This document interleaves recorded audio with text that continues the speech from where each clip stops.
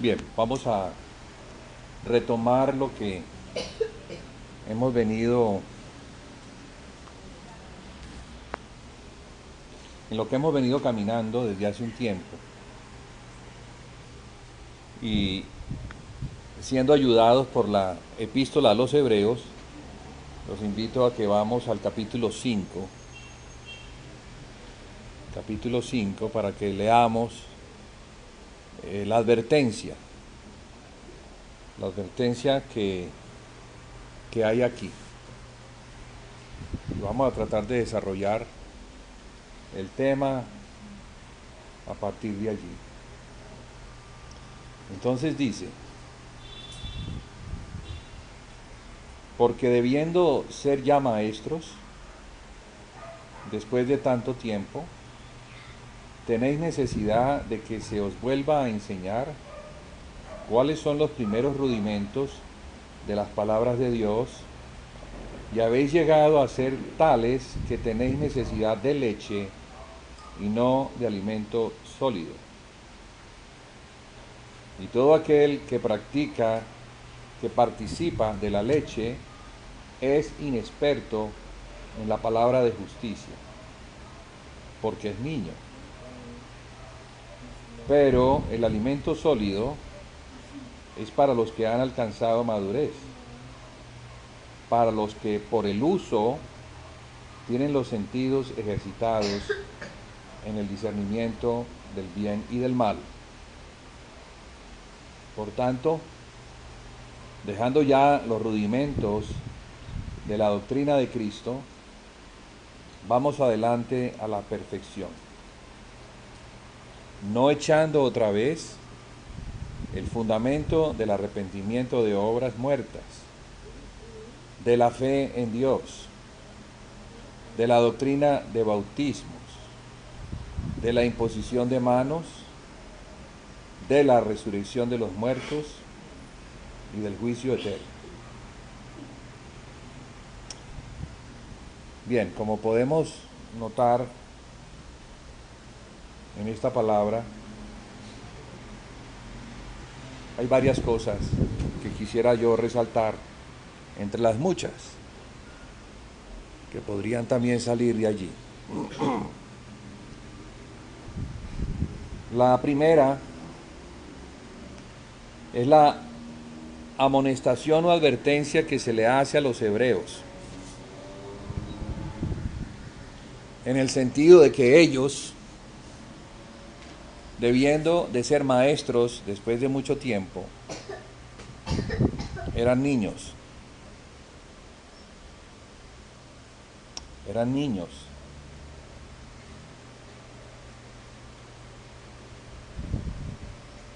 Y por eso aquí se menciona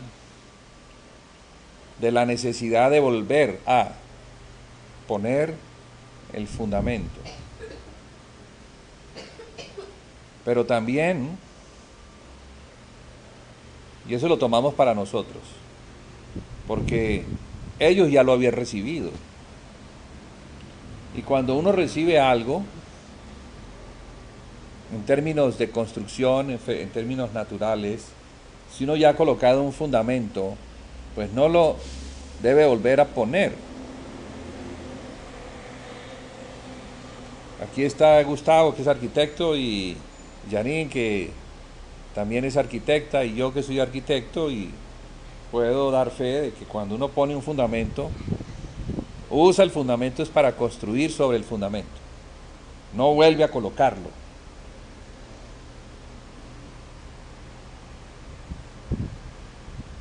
Entonces, ¿qué era lo que les estaba pasando a los hebreos? Que no habían sobreedificado sobre el fundamento. Es un caso diferente al nuestro,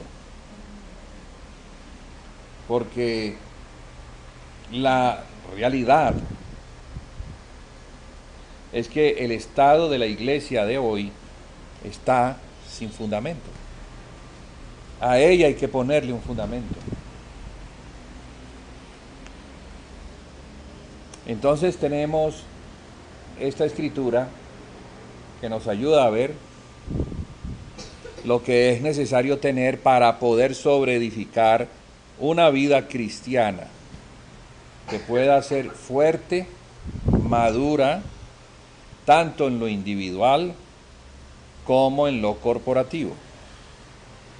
Porque algunas cosas que vamos a ver aquí están relacionadas con lo corporativo. Podríamos entonces decir que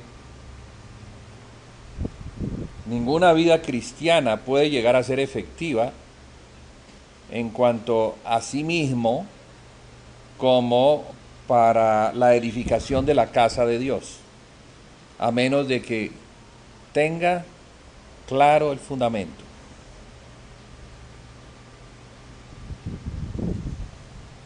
Tristemente, por lo que hoy en día se enseña, después de siglos de degradación, ya esto no se tiene en cuenta. Ya pareciera ser que la vida cristiana la podemos vivir de una manera light, olímpica. Somos cristianos simplemente porque algún día aceptamos reconocer que Jesucristo es el Hijo de Dios, es el que murió en la cruz. Aceptamos que también murió por nosotros. Reconocemos por la fe el que nos ha perdonado y entonces ya somos cristianos bíblicos. Pero eso es apenas el comienzo de la vida cristiana, el cual, recuerden hermanos, se sella con el bautismo, como enseñamos, hemos venido enseñando, que cuando se predicaba el Evangelio comenzaba con las noticias no buenas que mostraban la condición caída del hombre, la condición pecaminosa, el estado perdido por el pecado. El hombre está destituido. Hay un rompimiento de relaciones entre el hombre y Dios, o entre Dios y el hombre, mencionando a Dios primero. Esa relación solamente se puede corregir o arreglar por la obra expiatoria de Jesucristo en la cruz del Calvario. Si Jesucristo no hubiera muerto en la cruz del Calvario, estaríamos nosotros sin esperanza. El hombre estaría sin esperanza. Tal vez viviendo la vida sin saber cuál es su destino eterno. La muerte eterna es el destino de todo hombre que no ha hecho a Jesucristo su Señor y su Salvador. Esa es una verdad para todo hombre, sin excepción.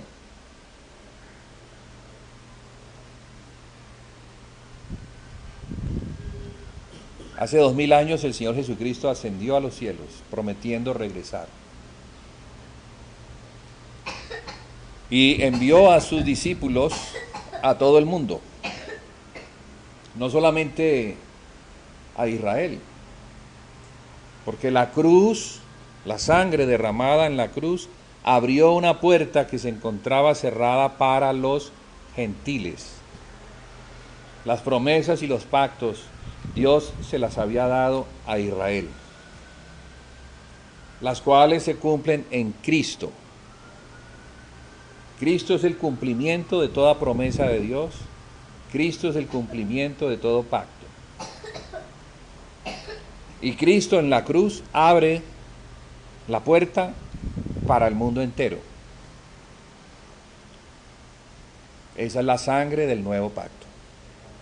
Porque la sangre del antiguo pacto, porque había sangre, sin derramamiento de sangre no había remisión de pecados, pero la sangre era sangre de animal. Y con base en la sangre de animales, Dios le había enseñado a Moisés cómo iba a ser el culto. Podríamos decir que todo giraba alrededor del perdón de pecados para que Dios mantuviera su relación con un pueblo pecador. Entonces Israel fue escogido como un pueblo modelo para que conociendo a Dios lo diera a conocer, mas ellos no se mantuvieron en el pacto. Ellos, al igual que la iglesia ha hecho, ha abandonado el pacto que Dios ha hecho con el hombre. Primero con Israel. Y a ese abandono del pacto se le llama apostasía, que es de lo que el libro o la epístola a los hebreos nos está mostrando o nos está señalando. Es una advertencia ya para los que están en Cristo de abandonar el pacto.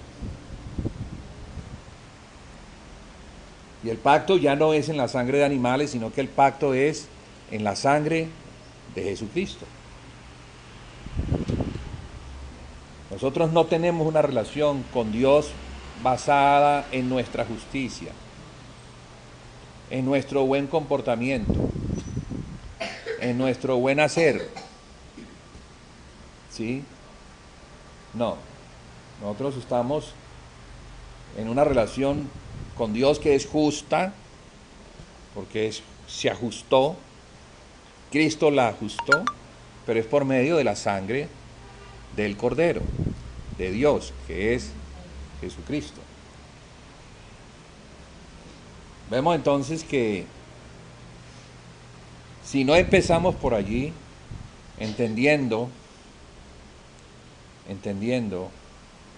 que debemos edificar una casa para Dios, la base de esa casa, el fundamento de esa casa es Cristo, no es Moisés, como se señala aquí en la epístola a los hebreos, porque hebreos estaban regresando a Moisés, a las prácticas, al templo, a los sacrificios de animales, a los bautismos, coma o no coma.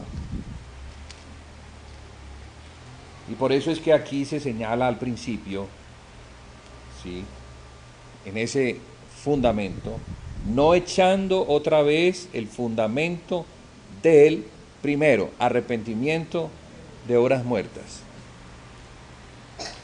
Entonces, ¿qué son las obras muertas? ¿O cuáles son las obras muertas? Son todas las obras que el cristiano que tiene el Espíritu de Dios las hace en su naturaleza humana pecaminosa, abandonando de esta manera al Espíritu Santo, dejándolo por fuera, no reconociendo que nos fue dado el Espíritu para que fuera en el Espíritu que hiciéramos las obras de Dios.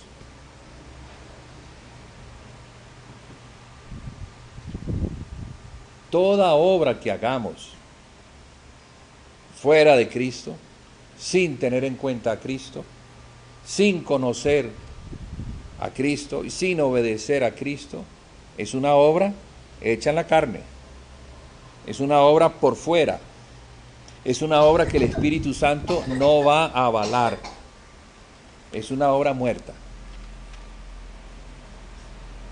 Y mucho de esas obras, o mucho de lo que se ha hecho a lo largo de casi 2000 años, es una obra muerta. Es triste, muy triste, pero es una realidad. Esta epístola fue escrita hace 2000 años.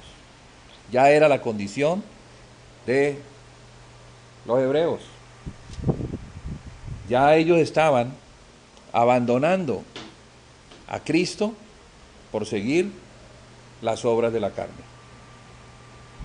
Es muy fácil. Uno dice, uy, pero ¿cómo les ocurre haber hecho eso? No, es muy fácil para el hombre hacer las cosas sin Cristo, aún teniendo el Espíritu Santo. Porque hay una naturaleza en nosotros. Hay digámoslo de esta manera, hay como un motor interno que nos lleva, que nos impulsa, que nos motiva, nos provoca a realizar obras para Dios, pero sin que Dios las haya mandado a hacer. En absoluta y total ignorancia. Cualquier obra que se haga en ese sentido es madera, heno y hojarasca. Que cuando venga el día de probar la obra, con el fuego de la prueba, ¿qué pasa con el fuego? Quema la madera. Y el heno, pues, con mayor razón, y la paja con mayor razón. La hojarasca. ¿Sí? Entonces, es importante como resaltar estas cosas si de verdad nos estamos acercando a Jesucristo. Si de verdad queremos ser discípulos, seguidores de Jesús. Ahora no le vemos. En el tiempo en que estuvo en la carne, pues le veían, le oían, aprendían, le seguían. Pero dejó su palabra, que es lo mismo. Porque lo que ellos seguían era la palabra. Claro, seguían al hombre, pero al hombre quedaba la palabra. Como Pedro dijo, Señor, ¿a quién iremos? Si solo tú tienes palabras de vida. Y Jesús mismo lo dijo, mis palabras son espíritu y son vida. Entonces lo que nosotros necesitamos, más que nada, en esta vida, es conocer a Jesucristo. Sí. No una religión. Llámela como la quiera llamar. No. Necesitamos seguir el Espíritu que acompaña la palabra. Porque el Espíritu Santo es el que nos ha sido dado. Y el Espíritu Santo, que es el que está en nosotros, solamente va a confirmar aquellas obras que hacemos en obediencia a Jesucristo. La palabra y el Espíritu son inseparables. Cuando el Señor recreó todo, ¿cómo fue que hizo? Habló, primero habló, y luego de que habló, el Espíritu, como el poder ejecutivo de Dios, hizo conforme a lo que se habló. Entonces, cristianismo es eso. Cristianismo es la vida que se vive en el poder de Dios por medio de la palabra que hemos oído y obedecemos. Lo otro es madera, heno y hojarasca. Como dicen por allí, creo que lo sacan de allí, es pura paja. Y yo creo que estamos cansados de un cristianismo pajudo, de un cristianismo mentiroso, de un cristianismo religioso que no tiene poder. ¿Y por qué no tiene poder? Porque el Espíritu Santo no está allí. El Espíritu Santo no va a estar allí en ninguna obra que se haga fuera de la enseñanza de Jesucristo.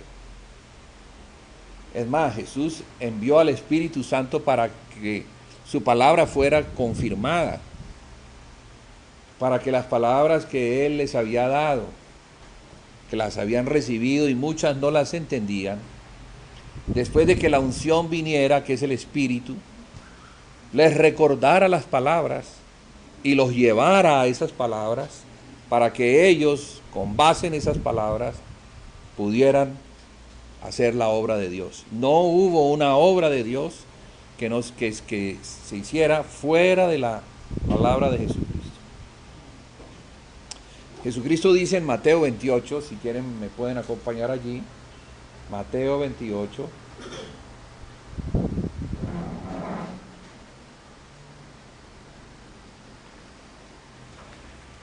Sí, no podemos dejar de insistir en la importancia de lo que es un cristianismo edificado sobre la roca, o sea, sobre Cristo.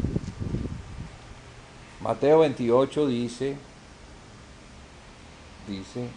desde el 18 podemos leer, Jesús está a punto de ascender al cielo.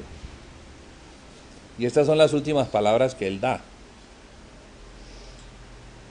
Jesús se acercó y les habló diciendo: toda potestad me es dada en el cielo y en la tierra. Por tanto, id y haced discípulos a todas las naciones, bautizándolos en el nombre del Padre, y del Hijo, y del Espíritu Santo.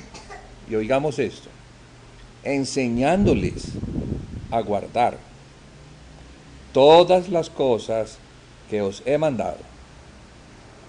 Y he aquí que yo estoy con vosotros todos los días hasta el fin del mundo. Una promesa dada por el Hijo de Dios, que no es mentiroso. La palabra de Jesús es la palabra de Dios.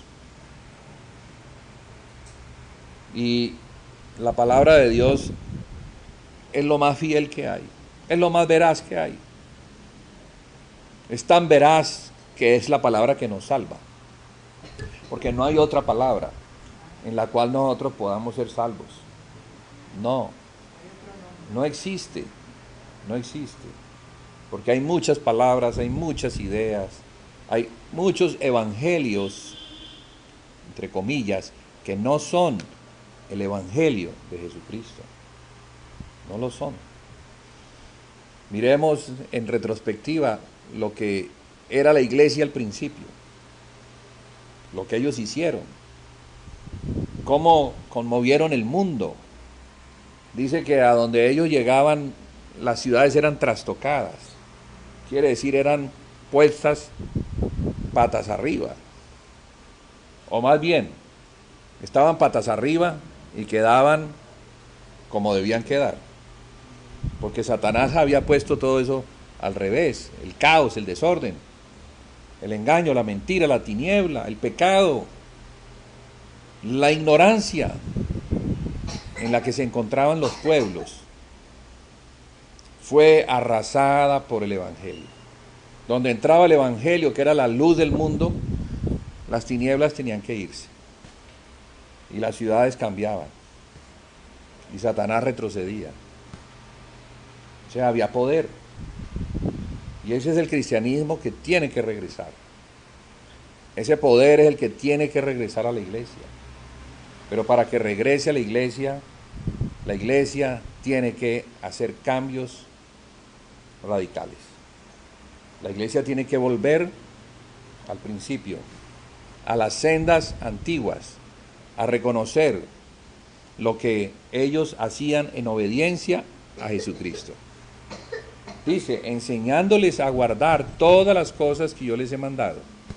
Dos cosas importantes: enseñar y guardar. Porque ¿qué significa guardar? ¿De qué vamos a guardar la enseñanza? Sí, pero ¿será que hay algún enemigo que quiera robar lo que me están enseñando? Porque hay un enemigo. No, la historia es mucho más antigua. La caída de la iglesia viene Horacio desde el principio mismo, casi. Me refiero, ahora un papa llegaría a poner orden. No, antes al contrario, seguiría desordenando el desorden que hay. Porque es que el problema es que cuando hablamos de iglesia para el católico piensa que la iglesia católica es la iglesia. Sí, pero no, en realidad el catolicismo es el resultado de una degradación que comenzó hace prácticamente 2000 años. Y terminó, claro, en una iglesia católica, que significa universal, apostólica, que significa de los apóstoles, y romana, que significa de la ciudad de Roma. Bueno, dos cosas son ciertas. Bueno, hasta tres cosas son ciertas. La iglesia es católica porque es universal en cuanto a que el cuerpo de Cristo es universal. Es apostólica porque la iglesia debe seguir la enseñanza de los apóstoles. Y es romana solo si la iglesia es de la ciudad de Roma. Entonces ahí hay dos cosas. La iglesia es tanto universal en el sentido de que el cuerpo de Cristo conforma o configura a todos los creyentes del mundo, pero también es local en el sentido de que conforma o configura a los creyentes de una determinada localidad. Entonces, es lo que las escrituras nos enseñan. Las epístolas no solamente fueron escritas a las iglesias, como por ejemplo a los Gálatas. Galacia era una región, una provincia en el tiempo del apóstol Pablo, donde había muchas iglesias o muchas localidades, pero también hubo epístolas escritas a los corintios, escritas a los efesios, escritas a los tesalonicenses, ¿sí? O sea, epístolas escritas a los creyentes de una determinada localidad. En Apocalipsis vemos las cartas escritas a 7 iglesias de una provincia, Asia, y ahí está la iglesia de Éfeso, la de Tiatira, la de Esmirna, la de Pérgamo, la de Tiatira, la de Sardis, Filadelfia y por último Laodicea. No vamos a hablar de eso hoy. Sí, los hermanos ya han oído bastante y seguirán oyendo porque siempre el Señor tiene más y más dentro de lo que Él tiene en su palabra. Hay muchas profundidades en las que podemos seguir entrando y el Señor seguirnos hablando. Pero vamos a hablar un poquito hoy de lo que es básico o superficial, de lo que para nosotros es importante entender como personas que nos hemos acercado al Señor, creador del universo por medio de su Hijo enviado a morir por nosotros en la cruz del Calvario. Porque la iglesia nace en la cruz. La iglesia que es de Jesucristo fue comprada al precio de su propia sangre. La iglesia es de Él, no es de nadie más. Él la compró. Y hay del hombre que se levante a pensar que la iglesia es de Él, que Él la fundó, que le pertenece a Él, que es hechura suya. Eso es una insensatez. Claro, sobre esta roca edificaré mi iglesia. Y esa roca no es Pedro, esa roca es Cristo. Cristo es la roca o fundamento de lo que estamos aquí mirando, sobre la cual se edifica la iglesia, y ese fundamento que es Cristo, o sobre ese fundamento sobre esa roca, se pone un fundamento, que es el fundamento de los apóstoles y profetas. Entonces tenemos lo que Cristo es y enseñó a los apóstoles, y lo que los apóstoles enseñan de lo que oyeron de Cristo. Esa es la doctrina apostólica, sobre la cual se edifica la casa de Dios. Si ignoramos la doctrina apostólica, no hay casa.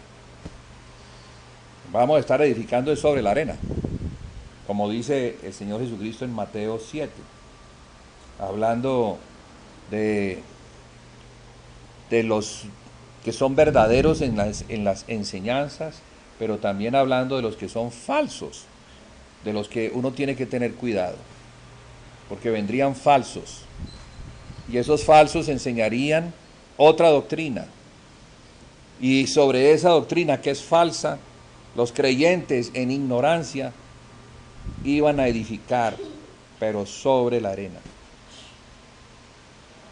Y es lo que ha sucedido. Edificación de una casa sobre la arena. No sobre la roca, no sobre Cristo. Mire lo que dice Jesús. Ahora que estamos hablando de eso, vamos a Mateo. Mateo 7. Eso nos ayuda también. Nos ayuda a fortalecer el concepto que queremos desarrollar hoy. Mateo 7.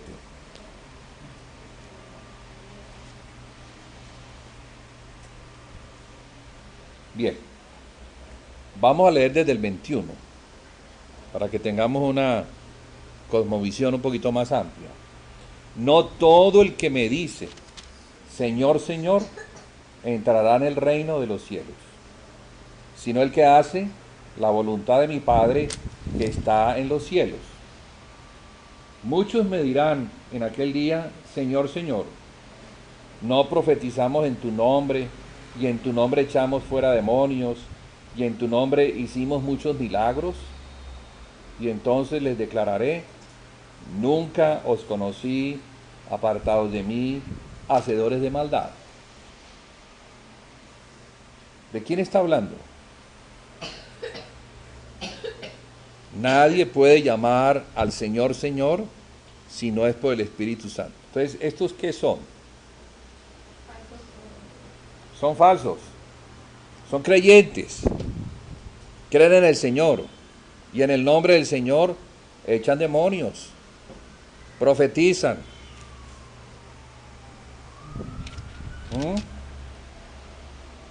Hacen milagros en el nombre del Señor. Pero el Señor dice, habla de ellos, nunca os conocí, hacedores de maldad. Cualquiera pues, mire, vamos a conectar. Cualquiera pues que me oye estas palabras y las hace, le compararé a un hombre prudente que edificó su casa sobre la roca. ¿Cuáles palabras? Las que él viene hablando desde el capítulo 5, pasando por el 6 y ya terminando en el 7. O sea que el Señor Jesús tiene un evangelio que es el que se tiene que conocer y hacer. No solamente oírlo, sino hacerlo. Y dice, descendió lluvia y vinieron ríos y soplaron vientos y golpearon contra aquella casa y no cayó porque estaba fundada sobre la roca. ¿Cuál es la casa fundada sobre la roca? ¿Cuál es la casa? La iglesia. ¿Y quién es la roca? Cristo. ¿Y por qué esta iglesia no cae? Porque oye y hace. Para oír, pues hay que oír, y para oír, pues hay que abrir la palabra, hay que oírla, porque la fe viene por el oír. La fe no puede venir sin que yo oiga. La fe viene por el oír. ¿Y oír qué? Oír la palabra. Entonces, en la medida que yo oigo la palabra del Señor, yo le voy conociendo y mi fe va aumentando en el conocimiento del Hijo de Dios. Pero yo puedo tener conocimiento solamente y no tener obra. O sea, una fe que no es viva, una fe que no tiene poder, es una fe muerta. Hay que tener cuidado de eso, de no vivir lo que el Señor nos enseña a vivir. La palabra del Señor no es una palabra para intelectuales, es una palabra para los que creen en Él y quieren poner en práctica su palabra.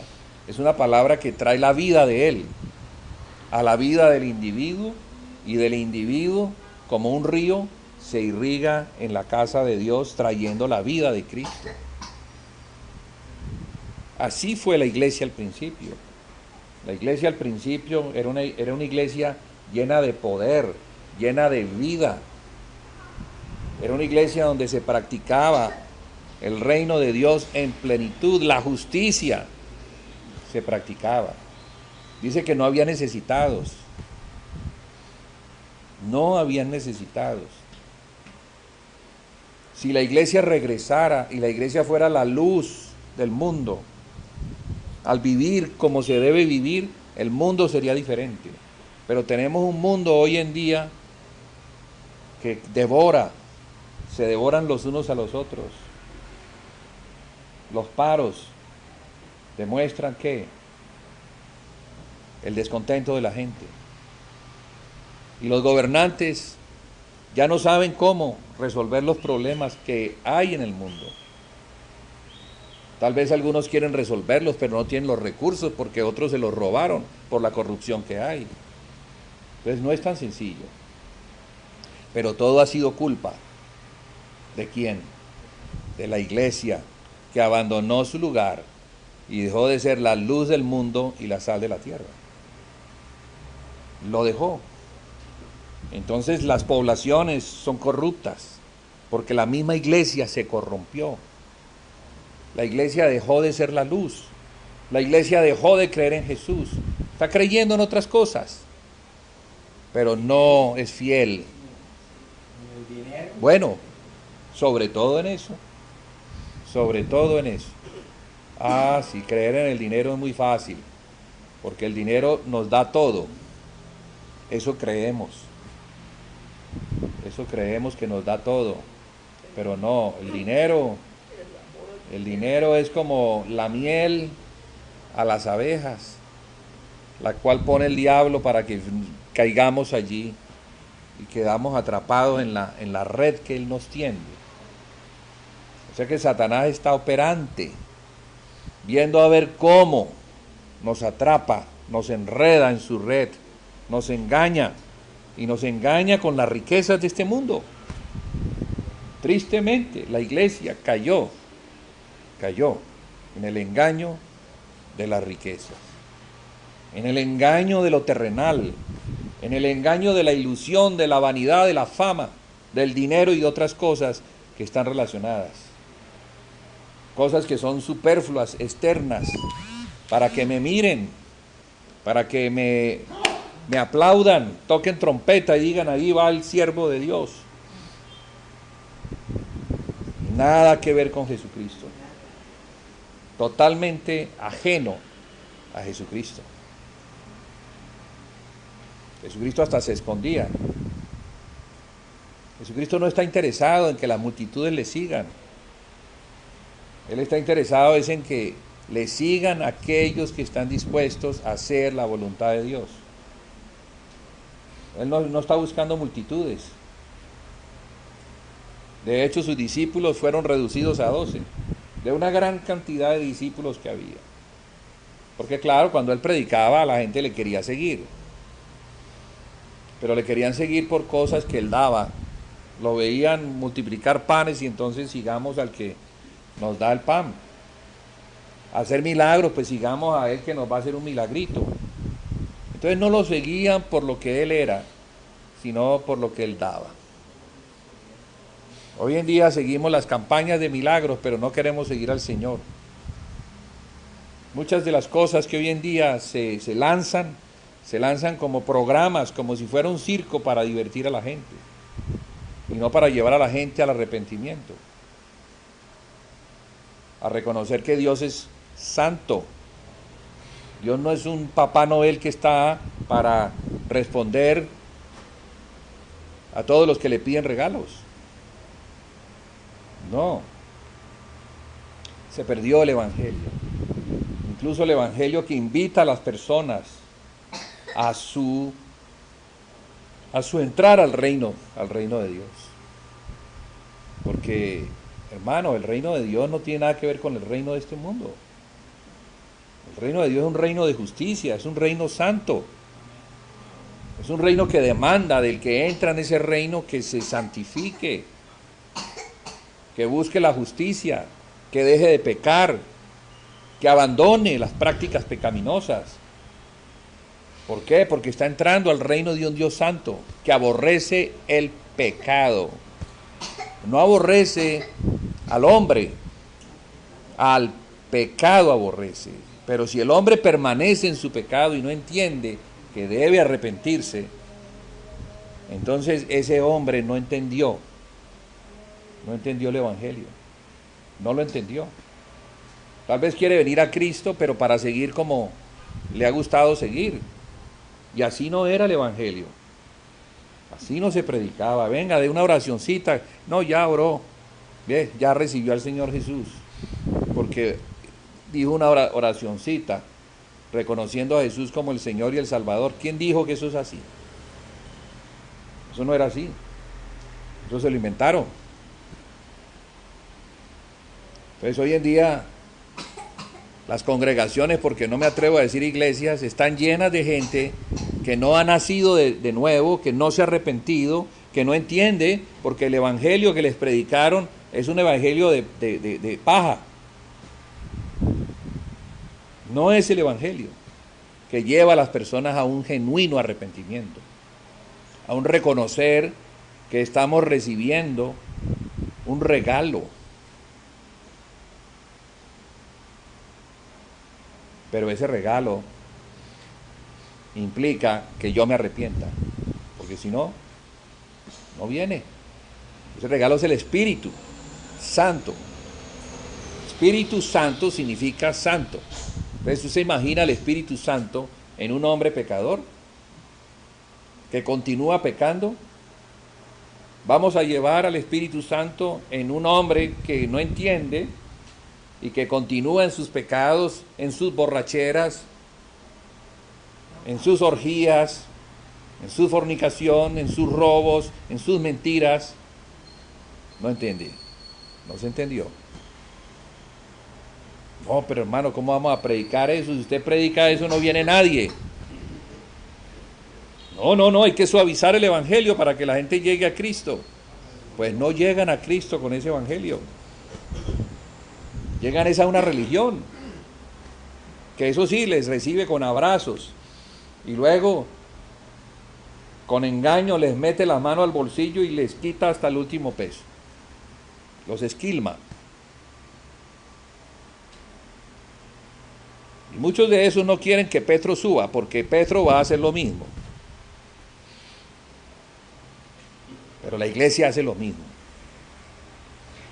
Con engaño atrae a las personas para que unos pocos tengan y los demás vivan una vida de miseria. Eso es injusto. Eso no es el evangelio. Los apóstoles no eran hombres ricos. No tengo plata ni oro, pero lo que tengo te doy. Porque allí estaba el mendigo en la puerta de la Hermosa, solicitando una limosna. ¿Y quién entró? 2 apóstoles. Pedro acompañado con Juan. Una limosnita. Pues los limosneros viven de las limosnas. No tengo plata ni oro. Nosotros no vivimos en este sistema.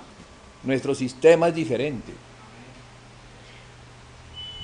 Levántate de tu miseria. En el nombre de Jesús, levántate. Eso es lo que te doy. Para que deje de ser un mendigo. Para que vaya y trabaje. Entonces, ese evangelio es diferente. Ese es un evangelio que tiene el respaldo del Espíritu, el poder de Dios, porque trae transformación a la persona que lo oye. Deja de ser un mendigo. ¿Por qué preferimos? ¿Que nos den plata y oro? Si somos mendigos. Somos como ese mendigo. Pero necesitados es de las riquezas de Cristo. Esa es la riqueza. Eso es lo que al Padre le interesa que tengamos. Él no está interesado en nuestra riqueza terrenal, porque viene el reino de Cristo y ese será inmensamente rico. Habrá que tener paciencia para esperar. Habrá que negarse al engaño de las riquezas. Habrá que negarse a Satanás, que es el que ofrece estas cosas. Claro que las ofrece para que la iglesia no siga a Cristo y le siga a Él. Pero nos dijo, buscar primeramente el reino. Exactamente, eso dijo. Y lo demás vendrá por añadidura. ¿Y qué es lo demás?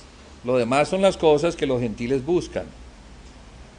Porque los gentiles están buscando, claro, que tengamos para la casa, que tengamos para la comida, que tengamos para el vestido, que tengamos para el colegio, que tengamos para la salud, etcétera, etcétera, etcétera. Todas esas cosas que son necesarias son la añadidura. Son palabras de Jesús, no son palabras de Satanás. O sea que Jesús fue claro. Jesús no engañó. Jesús no le dijo, vengan a mí, que ustedes van a tener todo. No. Si ustedes no vienen, no van al reino de Dios y su justicia, no van a tener ni la añadidura. Pero la añadidura vino. Y les dijo que tendrían 100 veces más en esta vida y en la próxima la vida eterna. Porque ese es el otro ingrediente. La vida eterna. De lo que no se habla. La vida eterna, entonces, ¿cómo así? ¿Hay una vida eterna? Sí, hay una vida eterna como hay una muerte eterna. Hay una muerte eterna, que es lo contrario a la vida eterna.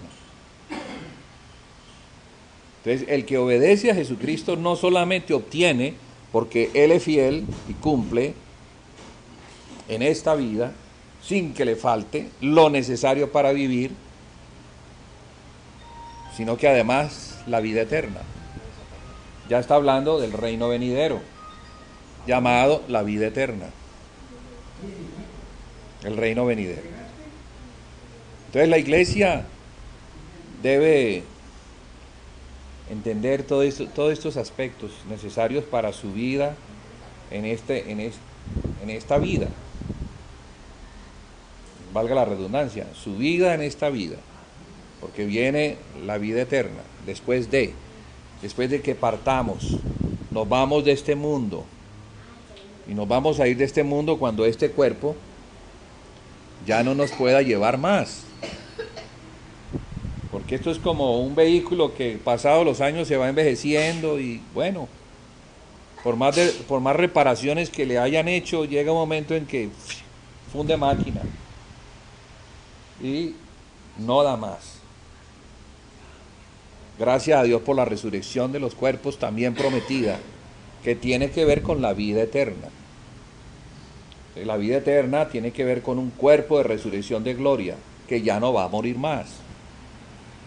Pero el cuerpo de resurrección de gloria es una corona, es un galardón, es algo que se gana el cristiano, no es un asunto de gracia, como lo que es la vida del Espíritu. La vida del Espíritu yo no me la gano. No tengo en mi justicia, no tengo cómo presentarle a Dios algo lo suficientemente justo como para que Dios me dé su Espíritu. No, Dios me mira como pecador. Y como pecador no me puede dar su Espíritu, que es santo. Ese pecador tiene que ser perdonado, claro, y es perdonado por la sangre. Entonces, se inicia la vida en el Espíritu. Cuando Dios me da su Espíritu, y para darme su Espíritu tiene que hacer algo con mi espíritu, que está muerto en delitos y pecados. ¿Y qué es lo que hace? Lo regenera. Por el toque de la palabra, el toque de Cristo, ese toque, esa palabra que penetra hasta las profundidades y que es oída y recibida por fe, ¡pum!, da la vida. Porque acepto a Jesús, acepto su perdón, acepto su amor, le acepto como mi Señor. Entonces Él viene y hace su ingreso dándome una vida en el Espíritu. En esa vida, que es la vida Zoe del Espíritu, habita el Espíritu Santo. El Espíritu Santo tiene comunión con el Espíritu de Cristo y con el Espíritu del Padre. O sea que lo que tenemos en nosotros es la Trinidad misma. Y tenemos el reino de los cielos aquí. Y como ese reino es justo, entonces yo tengo que aprender a vivir la vida de ese reino. Porque si no, entonces no voy a progresar en el reino de los cielos. No voy a poder entrar. Pero es cierto que sí vale la pena. Yo creo que vale la pena. Y no solamente vale la pena, es que es como dice Pedro, ¿a quién iremos? Es que no hay ninguna alternativa, no hay ninguna otra opción. O eres tú, o no es nada más. Entonces el Señor prácticamente nos convence y nos muestra que no hay opción más que Él. Tal es su amor para convencernos, para aceptarle, recibirle y consagrarnos a Él, porque Él no solamente es el Salvador, sino que también es el Señor. Ambas cosas están ligadas. Yo no puedo aceptarle como Salvador sin hacerle mi Señor. Y eso significa conocerlo y obedecerle. Entonces la vida cristiana es la vida de un siervo que sirve a un Señor, el cual es Jesucristo. Tenemos un servicio, pero es el mejor servicio que alguien puede prestarle a alguien. Es el servicio que el hombre le presta a Dios por medio de Jesucristo. Al Rey del universo, al inalcanzable. Habita en luz inasequible. Su santidad es tal que es imposible acercarse a Él. Ni los ángeles. Pero Cristo sí, habita en el seno del Padre. Y si Cristo habita en mí, yo habito en el seno del Padre. Y si yo habito en el seno del Padre, estoy sentado juntamente con Jesucristo en el trono del Padre. Eso logró Jesucristo para el que cree en Él, para el que está decidido a servirle a Él. Sin embargo, Jesucristo le dice a la iglesia de Éfeso, recuerda de dónde has caído. ¿Qué pasó con la iglesia de Éfeso? Una de las 7 iglesias del Asia, que representan estas 7 iglesias por su número 7, la plenitud de la iglesia a lo largo de la historia, desde el momento en que la iglesia es puesta sobre un fundamento, porque los apóstoles vinieron para poner la iglesia en fundamento, a fin de que ella edificara hasta que llegara a la estatura ideal. Una estatura a la que tiene que llegar para que el Señor Jesucristo regrese. ¿Por qué no vino en el tiempo los apóstoles? Porque la iglesia no había edificado la casa. Los apóstoles solamente estaban poniendo fundamento. A la iglesia le corresponde edificar sobre el fundamento. Pero ¿cómo ha venido edificando? Fuera del fundamento. Esa es la palabra apostasía. Por fuera de. Deslizado. Se deslizó. Se salió de. ¿De dónde? Del fundamento. Que es el que hemos estado aquí señalando. ¿Sí? Entonces los dos cimientos. Cimiento que edifica sobre la roca, la casa que edifica sobre la roca, no se va a conmover el día que venga la prueba. Aquí el Señor la muestra como si fueran vientos, huracanes. Pero sabemos por el contexto que es el día de la prueba. Va a venir un día, hermanos, donde todas las cosas van a ser probadas. El mundo va a ser probado y en la prueba desaprobado, porque el mundo no va a pasar la prueba. Pero la iglesia también va a ser probada. De modo que si la iglesia no se ha edificado correctamente, tampoco va a pasar la prueba. no la va a pasar. A la iglesia de Filadelfia, que es una de las 7, el Señor le dice, por cuanto has guardado mi palabra, bueno, dice, por cuanto has guardado la palabra de mi paciencia, yo te guardaré del día de la prueba que ha de venir sobre el mundo entero para probar a los que moran sobre la tierra. ¿Cuál palabra? La palabra de su paciencia. ¿Cuál es la palabra de su paciencia? La fe. ¿Y qué es la fe? La fe es la palabra que hemos recibido, la cual debemos guardar sabiendo que se va a cumplir. O sea que vamos a perseverar esperando el cumplimiento de esa palabra porque sabemos que esa palabra es fiel. Entonces la iglesia fiel es la iglesia que a pesar de las pruebas, de las tribulaciones, de los engaños, de lo que viene, ella se mantiene fiel a las palabras que oyó de Jesucristo y no se mueve de allí. O sea, persevera todos los días creyendo en Él, todos los días haciendo lo que Él nos manda hacer. No se deja de hacer, a pesar de que las circunstancias cambian y nos quieren mover como para que, uy no Señor, ¿por qué no hacemos de una manera diferente? Que este barco se está moviendo mucho. Si hacemos diferente de pronto, bueno, no nos vamos a ahogar, el barco no va a naufragar. No. La palabra tiene que ser probada.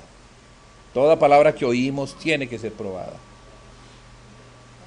Porque si nos mantenemos fiel a la palabra que hemos oído, vamos a salir victoriosos y vamos a crecer en un nivel de fe que nos va a fortalecer. Ya no somos el niño de antes, ahora somos un niñito mayor que va a ser probado hasta que avance y crezca, hasta que llegue a la estatura. Entonces, ¿quién llega a la estatura? Aquel que ha sido probado en todas las cosas y ha salido victorioso, en una fe que es victoriosa, en una fe que dice Jesús es fiel. O sea que Jesús no está escondido, Jesús no se fue y nos abandonó, sino que como dice, yo estaré con ustedes todos los días hasta el fin. Jesús está pendiente, Jesús está en nosotros, en el Espíritu. Las pruebas las vive Él juntamente con nosotros y Él es el que nos saca adelante. Nosotros no vivimos las pruebas sin Él. Él venció al mundo, confiad. En el mundo tendréis aflicción, claro, pero confiad. Yo he vencido al mundo. Entonces, Él es nuestro amigo fiel que no nos abandona en la prueba, sino que nos lleva de la mano a pasar la prueba. Pero hay que confiar en Él, porque si no confiamos en Él es como si nos soltáramos de la mano y entonces ahí sí vamos a hacer el asunto es en la fuerza humana, en la carne, hacer cambios y hemos hecho un desastre. Y claro, vamos a naufragar. Y vamos a decir, no, Dios no es fiel. Y Satanás saca la mano y dice, claro que no. No oíste que te dijo eso, pero mira, es que es otra cosa diferente y yo te muestro una solución. Siempre va a venir Él a mostrarnos una solución que es conforme a Él y no conforme a Dios. Y ese conforme a Él es conforme a nosotros y no conforme al Señor Jesús. Porque siempre queremos resolver las cosas es como nos gustaría. Que fuera más rápido, que no tuviéramos que esperar tanto. No, esperar tanto, no, yo no puedo, tengo impaciencia, no, que venga algo que me resuelva el asunto. Entonces nos adelantamos, no confiamos. Y en el momento en que a punto está abriéndose la puerta para la solución, en ese momento aparece Satanás con otra. Y nos metemos por allí. Y como le pasó a Abraham, ¿recuerdan la historia de Abraham? No tuvo la paciencia suficiente. Y queriendo tener un hijo, recibe un consejo. Y se lo da a su esposa. Y el consejo le gustó, porque su esposa prácticamente le dio la aval para que fuera donde la sierva de la esposa tuviera un hijo con Agar. Ah, eso está bien. Si Sara dice, no hay problema, claro, es un hijo. Ella es estéril, Agar no. Viene Ismael, ¿y qué problema? Hasta el día de hoy, los ismaelitas persiguen a los israelitas por el derecho a la tierra. O sea que nosotros podemos complicar la vida muy fácil si no confiamos, hermano. No vaya a creer que este asunto es sencillo. No. Yo he visto muchas veces mi tropiezo por no esperar, por acelerarme. Yo tiendo a ser acelerado, tiendo a ser práctico, y en esa práctica soy acelerado. Entonces tomo lo que no debo tomar en el tiempo que no debe ser, y entonces juáquete, porrazo duro. Ese soy yo. Yo sé que ustedes no, ustedes son mucho más pacientes. Entonces yo estoy hablando es como para mí, como para que, claro, para que el Señor me refriegue a mí y me diga, no, es que has oído, ¿por qué no confías? Y es cualquier cosa, hermano. La vida está llena de muchas cosas, muchas situaciones, sí, muchas premuras, muchas necesidades. Y hemos oído que Dios es el que provee. ¿Y por qué no llega la provisión? ¿Será que está escondido? ¿Será que no ha oído la oración? No, seguimos orando, seguimos ayunando. No, pero no recibo, no llega. Hasta que de pronto llega algo y yo digo, ahí está la respuesta. No es la respuesta. Era la trampita. Entonces hay que discernir muy bien. Hay que probar los espíritus que se acercan para darme lo que parece ser la respuesta de Dios. No vaya a ser un Ismael. Muy fácil. Si Abraham, que es llamado el padre de la fe, cayó en eso, ay, ahora nosotros. Pero necesitamos de Jesús. Pero Julián, recordemos un poco qué fue lo que pasó con Agar y Abraham y el otro amiguito, Ismael. ¿Qué fue lo que pasó? Bueno, Claro, el hijo que Abraham tuvo con Agar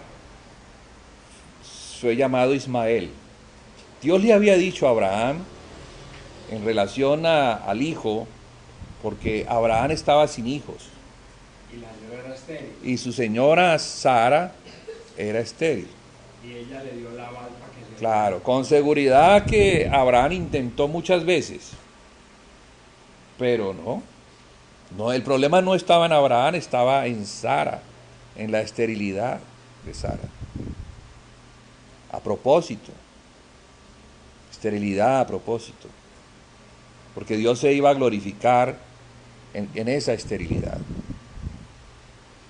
Dios ya le había dicho a Abraham que lo haría padre de multitudes, que sería un padre enaltecido, un padre,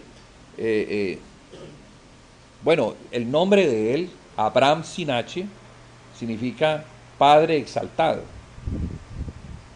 Era una vergüenza que sus papás le hayan puesto ese nombre y no tenía ni un solo hijito. ¿Cómo te llamas? Yo creo que muchas veces él no quería decir su nombre. Porque imagine, ¿cómo te llamas? Óyeme, ¿cómo te llamas? No, Abraham. Ah, pero debes tener una familia enorme que te exalta. Claro, un patriarca.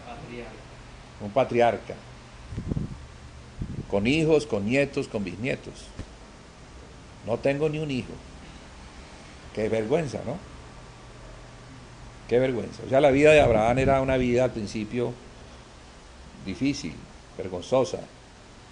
Era muy importante para los hombres del tiempo de Abraham tener descendencia, en los cuales poderles dar la herencia, pero no tenía un heredero.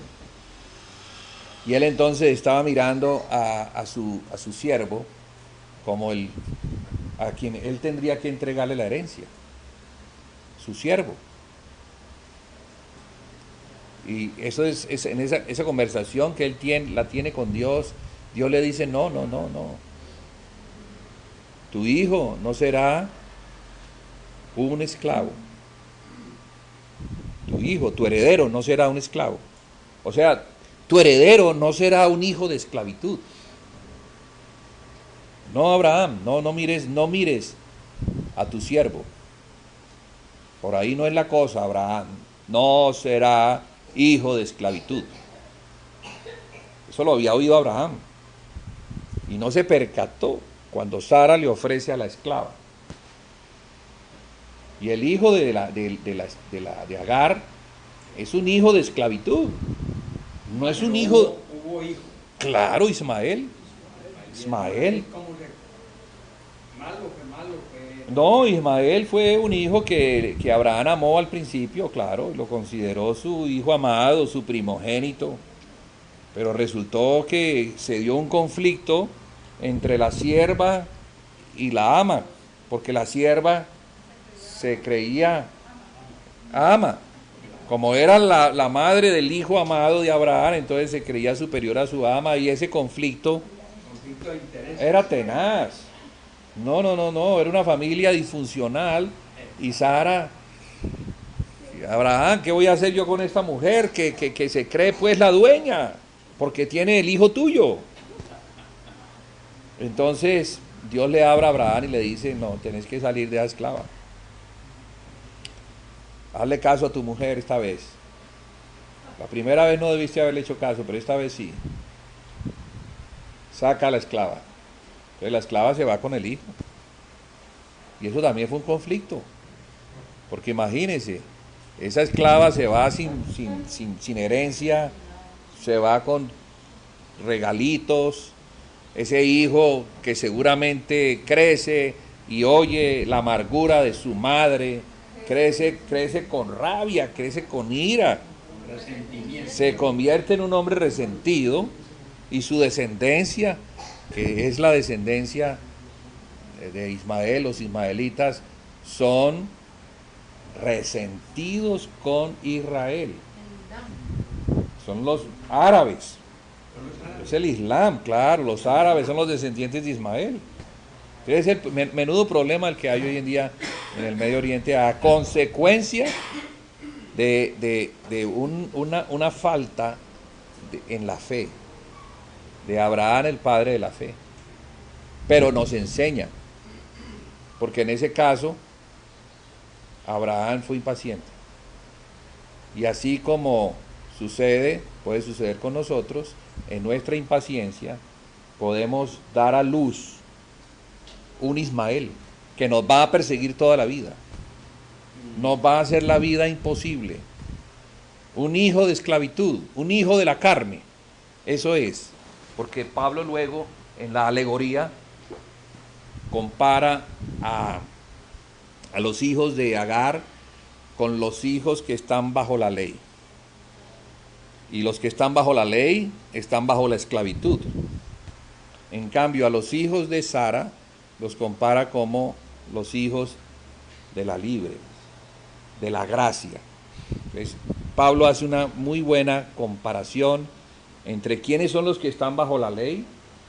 Los que están bajo la ley están bajo la esclavitud del pecado.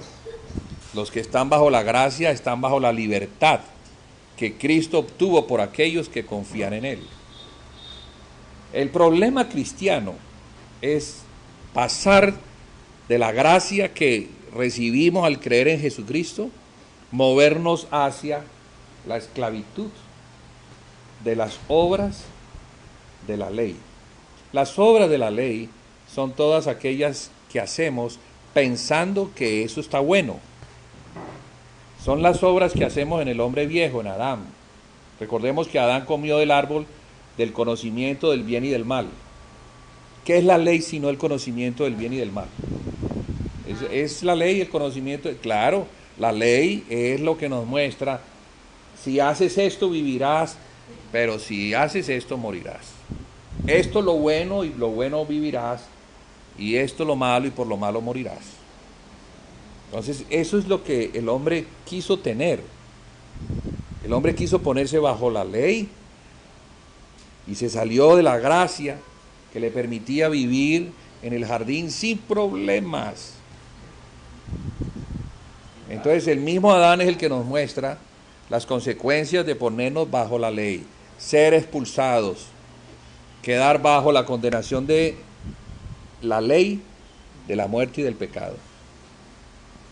Entonces Cristo vino a libertarnos de esa ley y vino a ponernos en Él, para que vivamos en Él, vivamos en la libertad que Cristo compró para nosotros en la cruz del Calvario.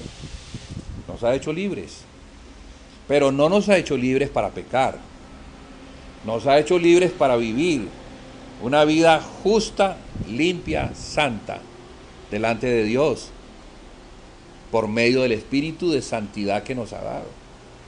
Si no tuviéramos el Espíritu de santidad, no podríamos vivir la vida justa o la vida santa, pero lo tenemos. Y no todos lo tienen, sino los que han creído en Jesucristo, los que han aceptado a Jesucristo como su Señor y Salvador, los que creen en el poder de la sangre, que liberta, que perdona y que reconcilia al hombre con Dios.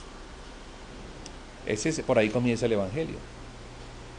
Entonces comienza para que comencemos a caminar en una vida de libertad, construyendo la casa de Dios, que es una casa llena de gracia y de verdad. No es la casa de la ley. No es una casa donde Dios está como un juez mirando al pecador para condenarlo, sino es una casa donde Jesús está para perdonar al pecador. Y allí vamos conociendo, en la medida en que vamos edificando la casa, vamos conociendo el amor de Cristo. No vamos conociendo leyes, vamos conociendo es todo lo que Cristo hizo por nosotros en la cruz. ¿De qué fuimos libertados y para quién fuimos libertados?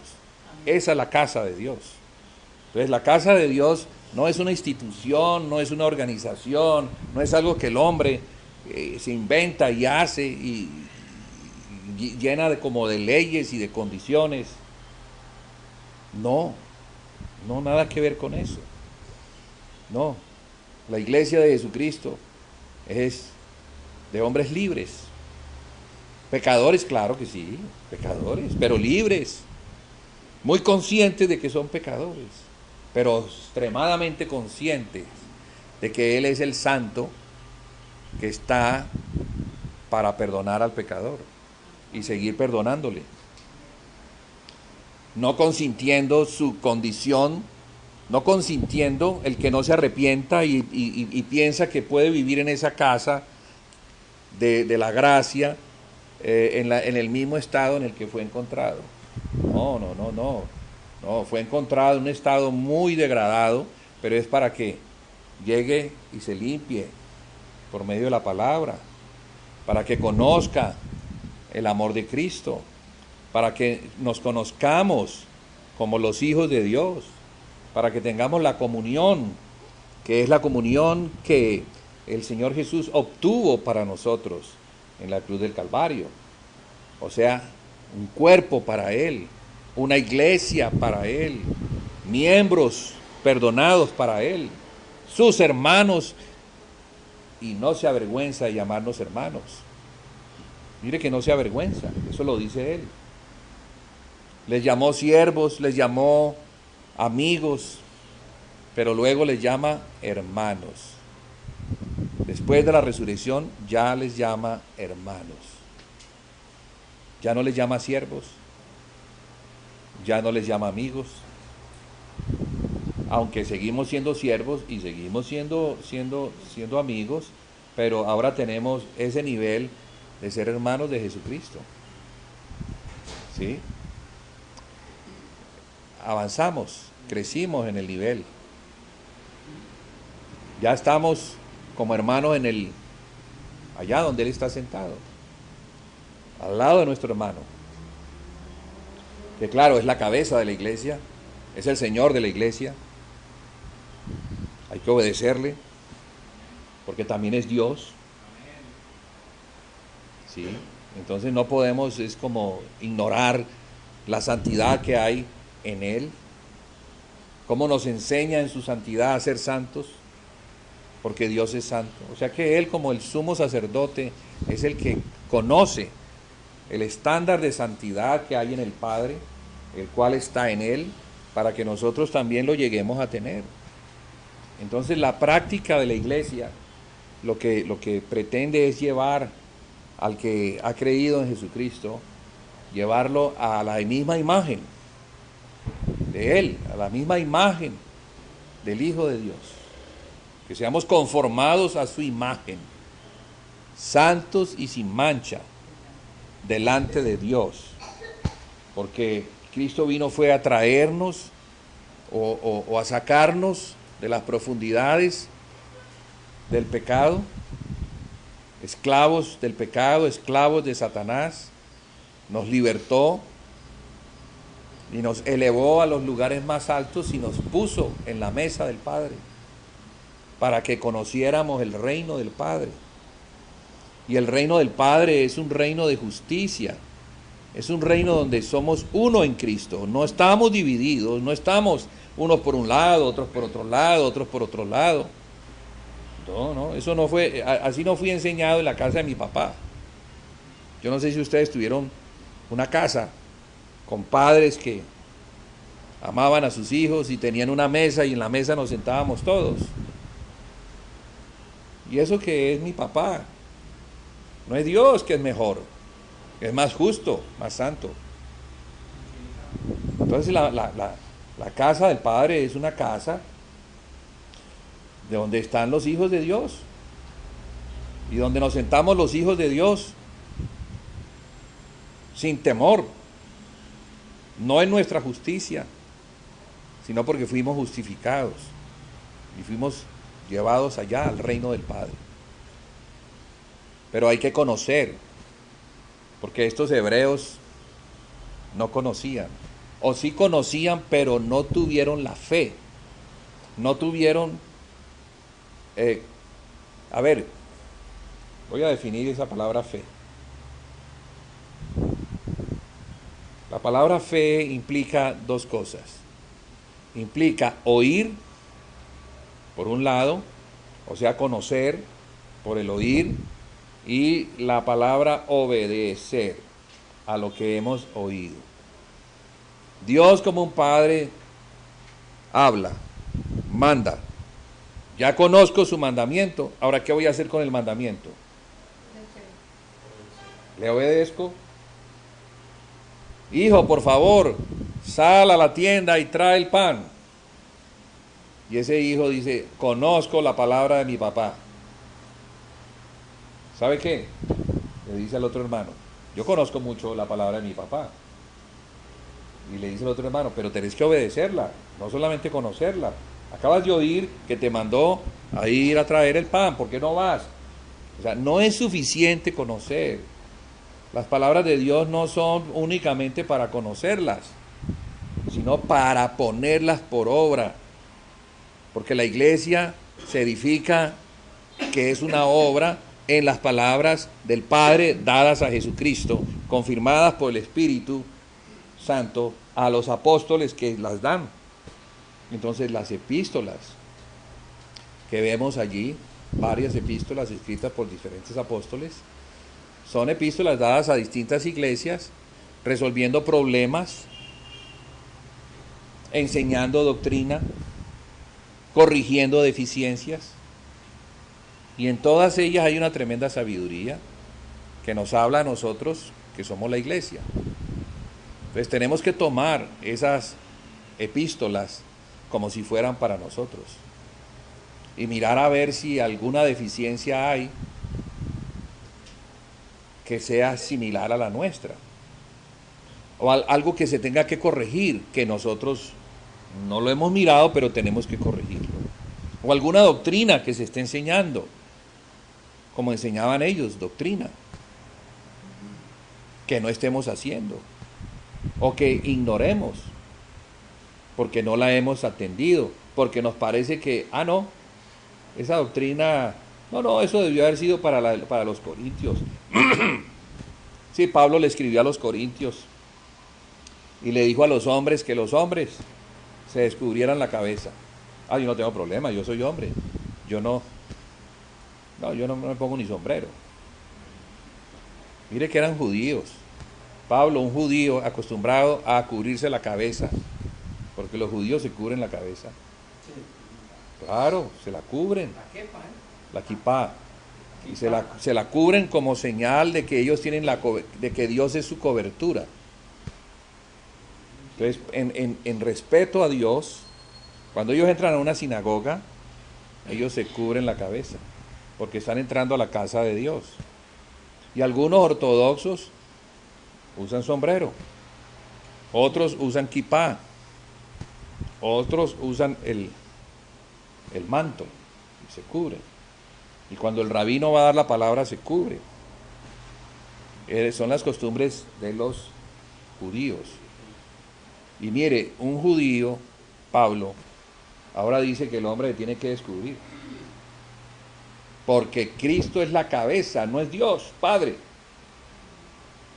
O sea que el que no se descubre está afrentando a Cristo como su cabeza.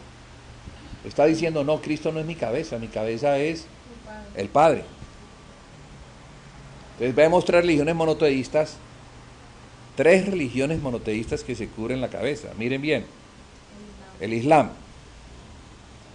El Islam no reconoce a Jesucristo. Los judíos tampoco reconocen a Jesucristo. El día que lo reconozcan, tendrán que descubrirse la cabeza para no afrentar a Cristo como la cabeza. Ellos lo están esperando. Ellos lo están esperando, sí. Pero ahora tenemos el catolicismo también cubriéndose la cabeza. Vemos al Papa cubriéndose la cabeza, a los obispos cubriéndose la cabeza, claro. Pero ¿qué significa eso?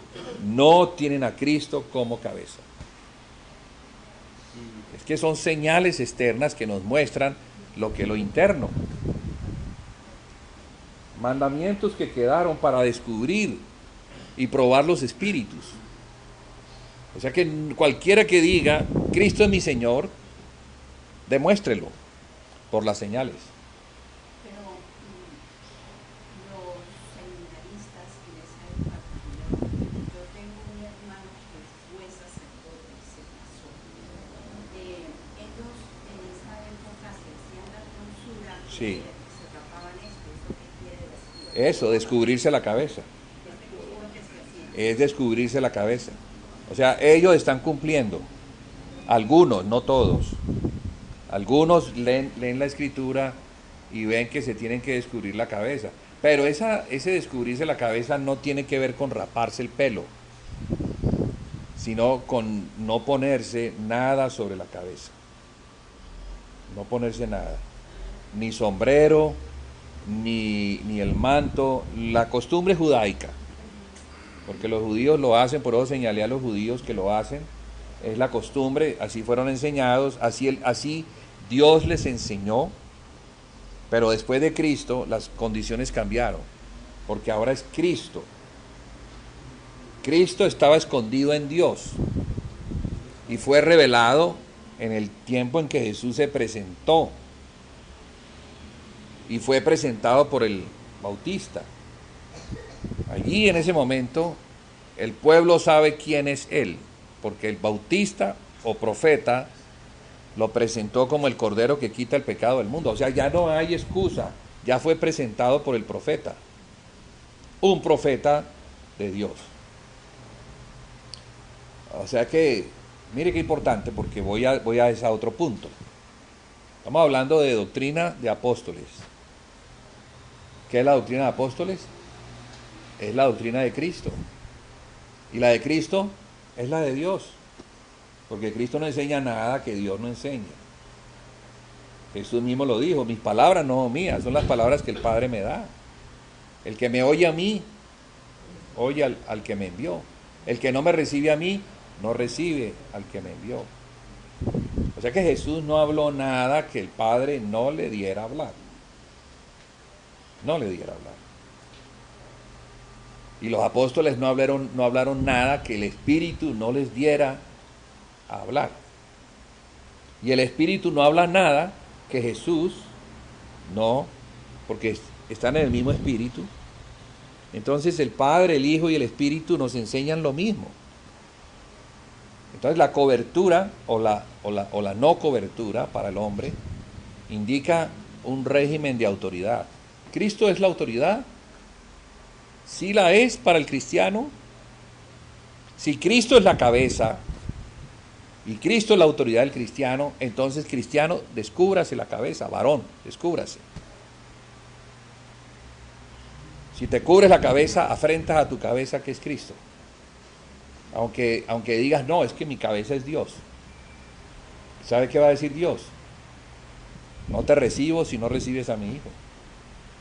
No vengas a mí, a menos de que no vengas por medio de mi hijo. Mi hijo es el que te trae a ti. No lo afrentes. Y a la mujer, ¿qué le dice? Cúbrese la cabeza. ¿Y por qué? Porque la mujer tiene una cobertura. Y esa cobertura es el varón. Pues ahí vemos, vemos el régimen de autoridad bíblico. Estamos hablando de autoridad. Entonces, ¿cómo puede haber autoridad? ¿Cómo una iglesia pretende tener autoridad dada del Padre si no obedece a la autoridad del Padre mismo? No puede. Entonces, ¿qué es lo que vemos hoy en día? Un desorden. Por ignorancia o porque hay una rebelión, que es peor. La rebelión viene cuando yo ya conozco y ya no quiero. La ignorancia es porque no conozco. Entonces, a la mujer que le manda Pablo, ¿Pablo machista o Pablo inspirado?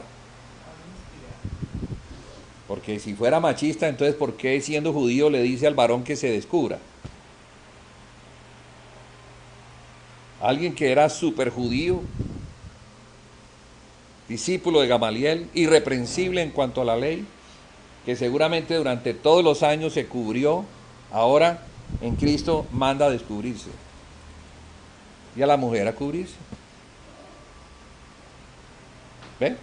Algunas se preguntan, bueno, ¿y por qué las mujeres están cubiertas? Se cubren la cabeza. Pues porque... Ya no. Claro que sí. A mí me tocaba cuando era el famoso manto. No, pero todavía. ¿Todavía se usa? Claro, no la ve, ¿por qué cree que se cubre? Pensé que era una pañoleta. No, y vea, mire a las mujeres.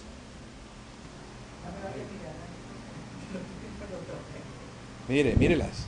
Pero esto es porque la iglesia les ordena o No, otra vez, porque o- Dios ordena. Sí, porque hubo una época en que se acabó eso. Pues claro, Y porque es ahora que... volvió, No, pues ahora volvió... pues la moda. No. Cuando tú te... Mire lo que yo estoy diciendo desde el principio. ¿Nos estamos ordenando o no nos estamos ordenando? Si nos estamos ordenando, entonces tenemos que acatar la doctrina de los apóstoles. Mire, vayamos allá a 1 Corintios capítulo 11. A ver qué tan obedientes somos a Cristo. No, que yo soy de Cristo, ¿sí? ¿Y le obedece? Claro.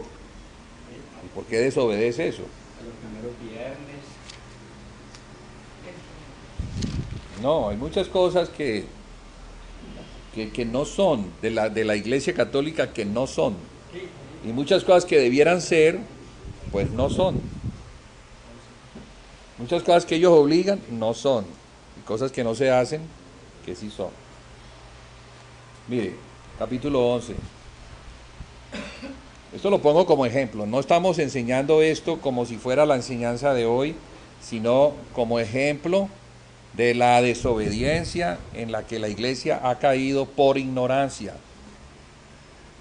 Y como estamos hablando de restaurar, de poner sobre el fundamento nuestras obras, y ese fundamento es el fundamento apostólico, pues el fundamento apostólico incluye todo lo que los apóstoles hablaron. Ellos no hablaron por llenar páginas y decir lo que les provocaba, sino inspirados. Entonces aquí Pablo dice así: Os alabo, hermanos, porque en todo os acordáis de mí y retenéis las instrucciones tal como os las entregué. Pero quiero que sepáis que Cristo es la cabeza de todo varón y el varón es la cabeza de la mujer y Dios la cabeza de Cristo. Pero mire el orden, inspirado.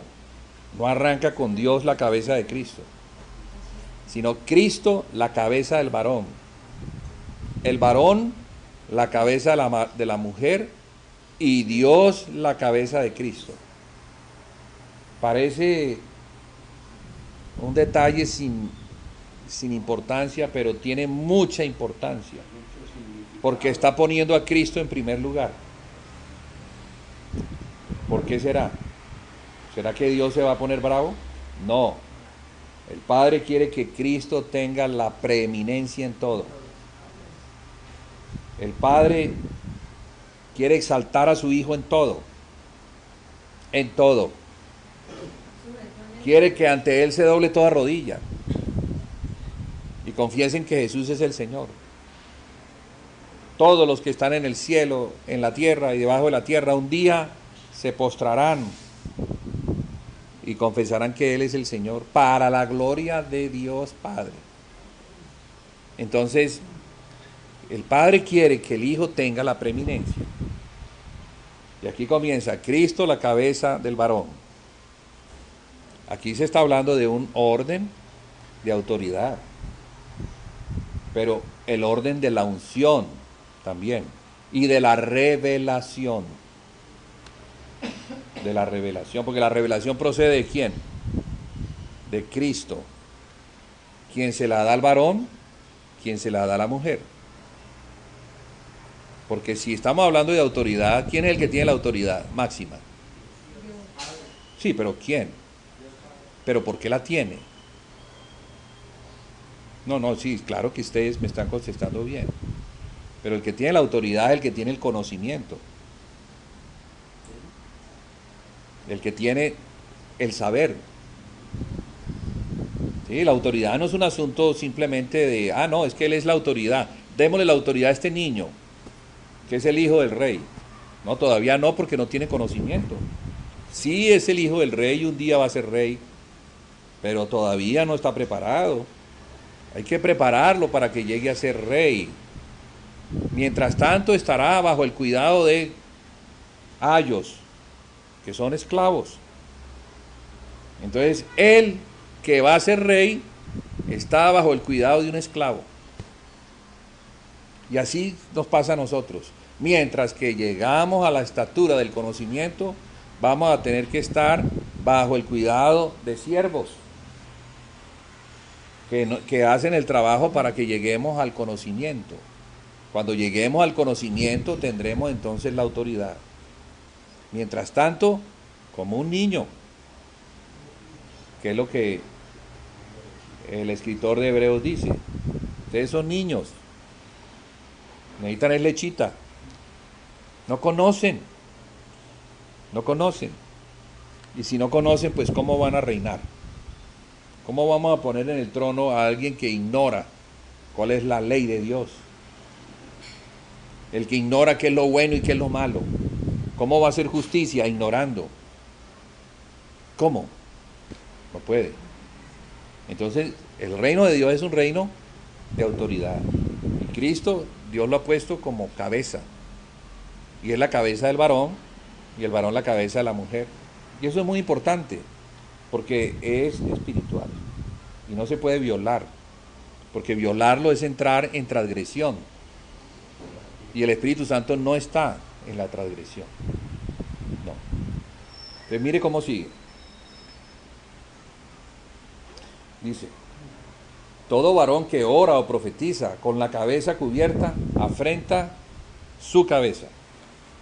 ¿Qué es afrentar? Y respetar. No reconocer que Él es autoridad. Es como hacerlo a un lado, como hacen los judíos y como hacen los católicos.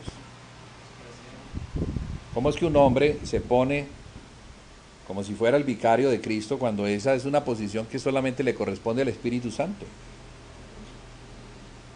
¿Y cómo es que se cubre la cabeza cuando el único que se cubre la cabeza es Cristo? Porque Cristo es que se cubre porque reconoce que su Padre es la cabeza de él. O sea, el único que se puede cubrir es Cristo. Ningún hombre se deberá cubrir, porque afrentaría a su cabeza, la cual es Cristo. Pero asimismo, en el mismo orden dice, pero toda mujer que ora o profetiza con la cabeza descubierta, afrenta su cabeza, porque lo mismo es que si se hubiera rapado. Entonces Pablo, que no está hablando aquí como de peluquería, dice que, bueno, la mujer no se quiere cubrir, entonces rápese. Pero ¿qué mujer se va a rapar? Si la mujer aprecia mucho su cabellera. Ninguna mujer se va a rapar. Entonces Pablo dice, entonces cúbrase. Si no se quiere cubrir, entonces rápese. Mire, porque si la mujer no se cubre, que se corte también el cabello. Si le es vergonzoso a la mujer cortarse el cabello, raparse, entonces que se cubra. O sea que quedó claro. Quedó claro la cobertura. Ahora, no es un asunto de la Iglesia Católica. Es un asunto de la doctrina apostólica. Hasta hace muy pocos años la mujer en la Iglesia Católica se cubría. Claro. Las monjas se cubren. Entonces hasta sí, claro, porque es más por una costumbre que por lo que la Escritura enseña. O sea, lo que está enseñando aquí es algo que tiene que ver, mire, con orar y profetizar. Las mujeres les gusta mucho orar y profetizar. Bueno, los hombres también. De hecho, una de las cosas que hacemos con más facilidad es orar. No tenemos restricciones aparentes para orar o profetizar. Pero cuando leemos esto nos damos cuenta que sí la hay. Que hay una restricción. ¿Qué significa restricción? Una condición. Entonces, si la mujer quiere entrar en el ministerio del Espíritu, orando y profetizando, tiene que ponerse de acuerdo al orden. Y si no, pues entonces arranquemos esta hoja de la Biblia, que está sobrando. Pero si esta está sobrando, de pronto otras también están sobrando. O la Biblia es la verdad, o tiene hojitas que hay que romper. No, la Biblia es la verdad. Todo es la verdad.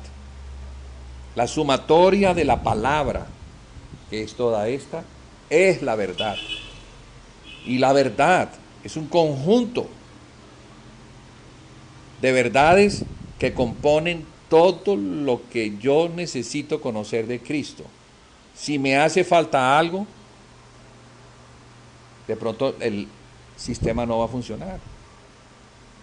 Un vehículo puede ser muy fino, puede tener un gran motor, pero si de pronto un tornillito está caído, ese tornillito hace que el motor no prenda. Y resulta que era una cosita así de sencillita. Pero es que hacía parte de todo el sistema. Lo mismo es el conjunto del consejo de Dios. Es todo un sistema que la iglesia tiene que conocer, acatar para que funcione bien.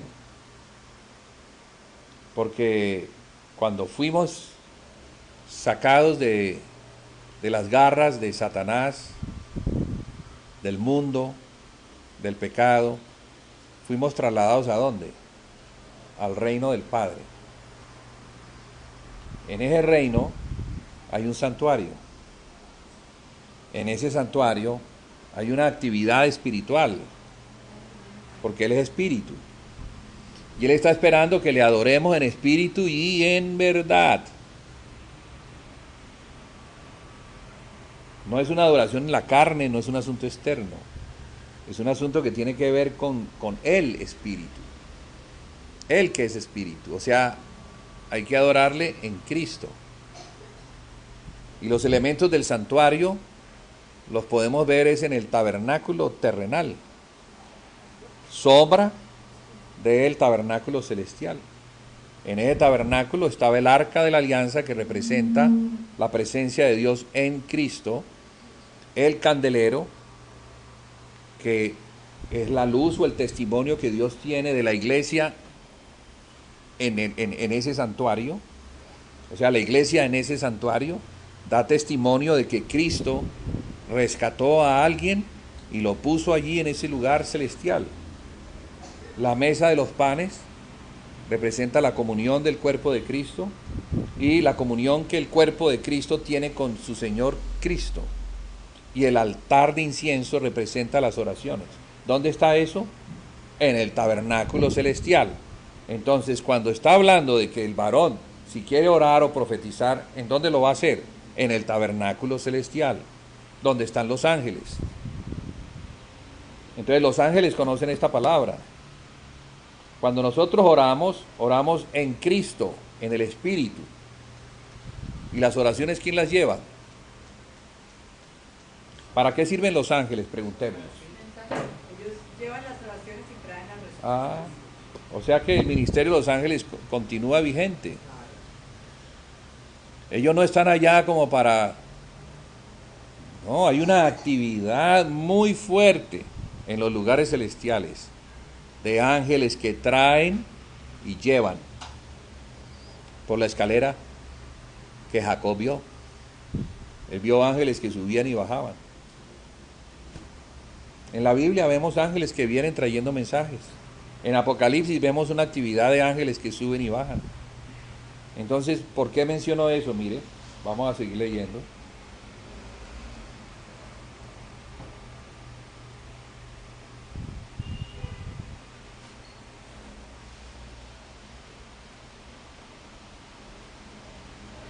Porque, verso 7, porque el varón no debe cubrirse la cabeza, pues él es imagen y gloria de Dios, pero la mujer es gloria del varón. Porque el varón no procede de la mujer, sino la mujer del varón. Y tampoco el varón fue creado por causa de la mujer, sino la mujer por causa del varón. Por lo cual la mujer debe tener señal de autoridad sobre su cabeza, ¿por causa de quién? De los ángeles. Mire ese detalle. Por lo cual la mujer debe tener señal de autoridad sobre su cabeza por causa de los ángeles. Hermanos y hermanas, conectemos.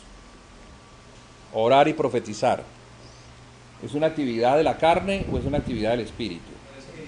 Totalmente del espíritu. Totalmente. Nadie puede orar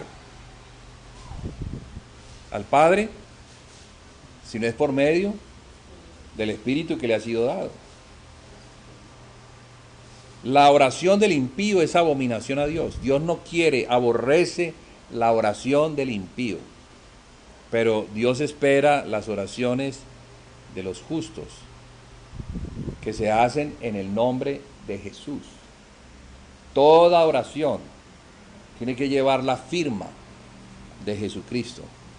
Toda petición, toda intercesión tiene que llevar la firma de Jesucristo. ¿Y eso qué quiere decir? Que es en el nombre de Jesús que Jesús la aprueba. ¿Y por qué la aprueba? Porque está de acuerdo a lo que Él dice.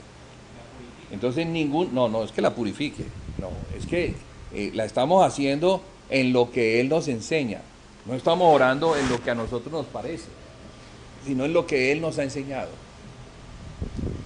O sea que las oraciones se hacen para que el Padre las reciba, y las recibe porque vienen del mismo espíritu de Él. O sea que las oraciones proceden del mismo espíritu que se encuentra en la palabra. Yo tengo que orar conforme a la palabra, no conforme a lo que a mí me parece. Si yo no sé, no conozco la palabra, entonces no ore. ¿Por qué? ¿Cómo va a pedir? Pero nos da dignidad para orar la sangre del Señor Jesús que nos ha dado. ¿Cómo así orar la sangre del Señor? Pues la preciosa sangre del Señor Jesús que nos ha dado la dignidad para podernos Pero claro, te ha hecho justo, pero no puede ser injusto en las oraciones que no son justas. amén. ¿Ves? O sea que las oraciones tienen que ser de acuerdo a Jesús. Todo lo que orares al Padre en mi nombre. En mi nombre. Entonces no podemos orar cosas que no están en las Escrituras y luego decir en el nombre de Jesús, porque ¿eso qué significa? Eso es hablar el nombre del Señor en vano. No podemos hablar en vano. No. Las cosas que tenemos que ir corrigiendo. Entonces, ¿quién va a orar? El que conozca. ¿Quién no ora? El que todavía no conoce. Porque si no, entonces nos va a involucrar en oraciones que son de la carne, a las cuales la iglesia no debe participar, dándole un amén. Algo que no está de acuerdo al espíritu de las Escrituras. Entonces, por eso dice, todo varón que ora o profetiza debe cubrirse la cabeza. ¿Qué significa cubrirse la cabeza? Que Él es la autoridad. Y si Él es la autoridad, ¿puede ser Cristo autoridad mía si lo ignoro? Si no sé quién es Él. No, tiene que ser una autoridad porque le conozco y porque sé que Él es el Señor. Entonces, todas estas cosas implican ajustes. O sea, es una iglesia. Es una iglesia que conoce al Señor. Es una iglesia que ora en el nombre del Señor. Es una iglesia que ora, que ha ordenado lo que debe ordenar. Y entonces ahora sí, sus oraciones hechas en el nombre de Jesús son recibidas y son respondidas. Nosotros necesitamos que el Señor nos responda a las oraciones. Y para que las oraciones sean respondidas, primero tenemos que arrepentirnos. ¿Qué significa? Reconocer que hemos pecado tanto que estamos por fuera del orden de Dios. Que nos estamos atreviendo a orar sin que antes nos hubiésemos ordenado en lo que hay que ordenarse. Por eso el altar de incienso se encuentra es en el santuario, no se encuentra en el atrio. Porque en el atrio no se oraba. En el atrio se hacían otras cosas. Las oraciones se hacían en el santuario. Porque se hacen es delante de Dios, para Dios, en Cristo. ¿Sí ves? O sea que todas estas cosas están conectadas. Y está conectado el que el varón va a orar en el nombre de Cristo, pero porque Cristo es su autoridad. O sea, Cristo es su Señor. Él conoce a Cristo, sabe lo que Cristo dice y hace lo que Cristo dice. Allí está la autoridad. Allí está la línea de autoridad. Y la mujer igual, en cuanto a que sabe que el varón es su cabeza. Entonces, muchas cosas se han violado al ignorar estos mandamientos y han puesto a la iglesia bajo autoridades que no son las autoridades que Cristo establece, constituye. Entonces, ¿cómo una iglesia puede avanzar cuando se viola la ley de Cristo? No puede.